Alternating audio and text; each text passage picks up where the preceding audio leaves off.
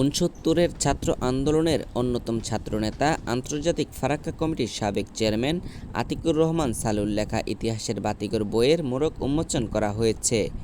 মোড়ক উন্মোচনকালে বক্তারা বইটিকে দেশের ইতিহাসের একটি অধ্যায় বলে মন্তব্য করেছেন। মঙ্গলবার ১৩ই আগস্ট জাতীয় প্রেস ক্লাবে ওই অনুষ্ঠানের প্রধান অতিথি হিসাবে উপস্থিত ছিলেন জাতীয় পার্টির জাফর চেয়ারম্যান সাবেক মন্ত্রী মোস্তফা জামাল হায়দার।